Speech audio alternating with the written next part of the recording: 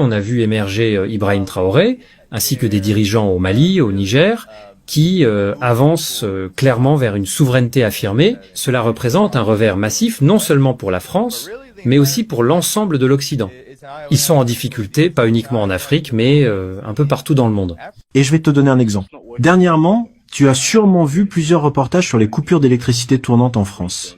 Beaucoup de gens n'ont pas fait le lien entre ces coupures et le fait que l'un des plus grands fournisseurs mondiaux d'uranium qui fournit le combustible nucléaire pour la France a vu ses activités fortement perturbées au Sahel, où elles ont été largement nationalisées. Les contrats miniers ont été renégociés. Avant, le prix d'un kilo d'uranium était d'environ 200 € et un pays comme le Niger n'en tirait que 80 centimes d'euros par kilo.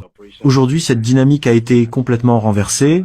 Les rapports de force dans leur base énergétique sont chamboulés et ça complique sérieusement les choses. Parce que tout leur système économique, toute leur façon de vivre reposait sur une exploitation brutale avec l'idée que ces peuples, coincés tout en bas de l'échelle de l'économie mondiale, n'en sortiraient jamais.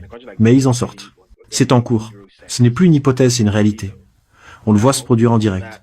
Et ça entraîne des répercussions en cascade. Donc, je pense qu'il est logique qu'ils réalisent que leur mode de vie ne sera plus viable bien longtemps si les choses continuent ainsi.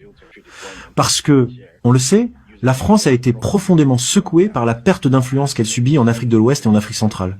En 2023, la France a même tenté de lancer une intervention militaire au Niger, en passant par le Nigeria comme relais. Ça a échoué. Que tu en penses? Parce que ces dernières années ont été particulièrement dures pour l'Europe sur le continent africain, mais j'aimerais beaucoup connaître ton évaluation de la montée en puissance de figures comme Ibrahim Traoré au Burkina Faso et plus largement des dirigeants qui émergent un peu partout sur le continent africain, notamment dans la région du Sahel, et qui avancent clairement vers davantage de souveraineté. Parce que les États-Unis, en particulier, ont déclenché une alerte très spécifique à ce sujet. Tu l'as sûrement remarqué, David, il y a, surtout du côté américain, une inquiétude très marquée face à la présence croissante de la Chine et de la Russie en Afrique, une influence qu'ils qualifient de déstabilisatrice. On a vu passer ce type de discours de manière très directe, notamment dans les propos d'un intervenant devant la Commission des forces armées américaines, le lieutenant-général Dagvin Anderson, qui espère devenir le prochain commandant en chef de l'AFRICOM, ce qui signifie le commandement des États-Unis pour l'Afrique. Et ils se plaignent constamment de l'influence grandissante de la Chine et de la Russie sur le continent. Quand Ibrahim Traoré est arrivé au pouvoir comme les dirigeants du Mali et d'autres pays du Sahel, c'est exactement ce qu'on a entendu ici aux États-Unis, que la Chine et la Russie sont en train de prendre le contrôle, qu'ils nouent des relations étroites avec ces nouveaux gouvernements. Donc, selon toi, quelle est la dynamique réelle derrière tout cela? Et pourquoi est-ce à ton avis un point de bascule aussi important? Alors, le fait majeur dans le Sahel, ces 3 ou 4 dernières années, en comparaison avec les 3 ou 4 dernières décennies, c'est que pour la première fois, des routes sont construites, des écoles sont bâties, des quartiers résidentiels émergent, la vie des gens s'améliore matériellement, des technologies agricoles sont développées et diffusées jusque dans les zones rurales. Donc, une grande partie de tout cela est bien sûr liée, comme tu l'as dit, à l'influence chinoise. Mais pour moi, la vraie nouveauté, la véritable avancée, c'est que pour certains de ces pays, parfois, pour la toute première fois depuis leur supposée indépendance, dans les années 60, ils sont enfin dirigés par des personnes qu'on peut qualifier de nationalistes ou de souverainistes. Prenons le cas du Niger, c'est littéralement inédit. C'est la première fois qu'ils expérimentent ce type de gouvernance. Et ce que cela provoque non seulement dans le Sahel, mais sur l'ensemble du continent, c'est un effet miroir. C'est comme si une image était renvoyée au reste de l'Afrique. Rappelons-le, l'Afrique est statistiquement le continent le plus jeune au monde. L'âge médian, il tourne autour de 18 ans et demi. Dans certains pays, comme le Niger, il est même de 16 ans. En Angola, c'est 17 ans et des poussières. C'est donc un continent très jeune. Et pour une grande partie de cette jeunesse souvent gouvernée par de vieux dictateurs épuisés, ou par des pseudo-démocrates totalement alignés sur l'Occident, ce qui se passe dans le Sahel, constitue un point de comparaison brutal. Ok, ces 3 ou 4 dernières années ont montré, c'est qu'en vérité, les 3 ou 4 dernières décennies de sous-développement en Afrique, depuis les années 70, ce retard peut être comblé en un laps de temps relativement court.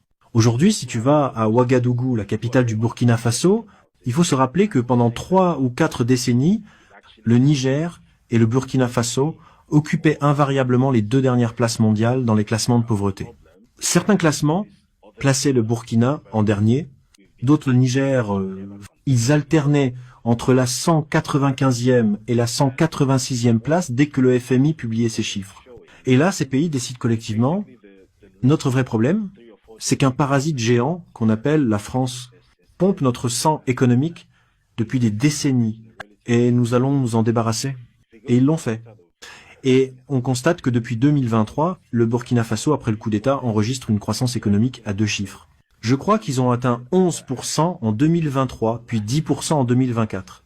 Depuis qu'Ibrahim Traoré est arrivé au pouvoir, le Burkina Faso dépasse régulièrement la moyenne de croissance en Afrique subsaharienne. En ce moment, il tourne à un peu plus de 5%, alors que la moyenne régionale est autour de 3%. Mais au-delà des chiffres, ce sont les faits qui parlent. Les résultats sont visibles. Ces dirigeants font bouger les choses. Les infrastructures sortent de terre. La vie des gens s'améliore. Même dans certains pays qui se disent démocratiques depuis des décennies, des pays qui, pendant longtemps, se sont crus au-dessus du Burkina Faso, comme le Nigeria par exemple, on voit aujourd'hui des Nigérians quitter leur propre pays pour aller au Burkina Faso dans l'espoir d'une vie meilleure. Les gens votent avec leurs pieds. Et si tu ne connais pas les dynamiques régionales, tu ne peux pas mesurer l'ampleur de ce que cela signifie. Parce que quand j'étais gamin, le mot Burkina Faso était utilisé comme une insulte. Les gens de là-bas étaient assimilés à la misère. C'était le pays de la pauvreté. Et aujourd'hui, ce même pays qui, il y a 15 ou 20 ans, était perçu comme ça dans l'imaginaire ouest-africain, est devenu une destination pour les migrants ouest-africains. Des gens qui quittent leur pays pour chercher une vie meilleure au Burkina Faso. Et tout cela, c'est le fruit de seulement 3 ans de gouvernance sous Ibrahim Traoré. Ces dirigeants-là ont identifié le vrai problème. Voilà notre véritable problème.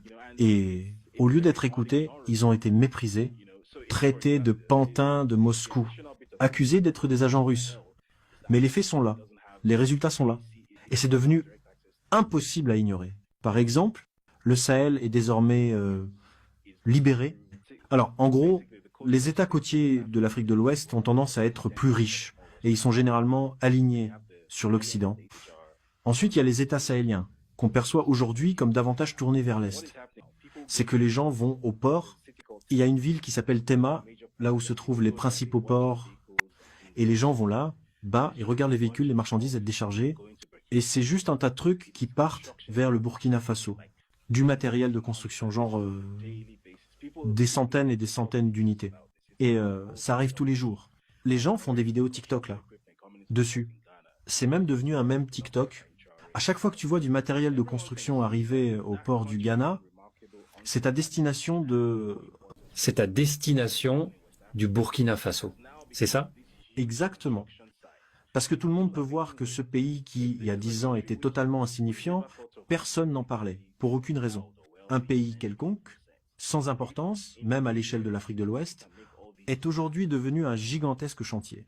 Et les gens se disent, attends, si un pays qu'on n'a jamais considéré comme particulièrement riche ou doté a pu faire tout ça en 3 ans, alors quand tu as des pays comme le Nigeria ou le Ghana qui ont toutes les ressources imaginables, même celles qu'on ne connaît pas, et que malgré tout, construire une route pour relier 2 villes reste une mission impossible, et là, les gens réalisent, attends, tu veux dire qu'il y a une autre voie, qu'il existe un chemin beaucoup plus rapide vers ce qu'on appelle le développement. Et qu'en fait, le vrai problème, ça n'a jamais été autoritaire versus démocratique, mais la souveraineté économique et politique. Et maintenant, la conversation commence à changer, d'une façon qu'elle n'avait jamais changé avant. Et c'est pour ça que tu as une bande d'analystes occidentaux, de médias, de politiciens qui sont tellement horrifiés par ce qui se passe dans le Sahel. Parce que ça capte l'imagination des jeunes à travers tout le continent.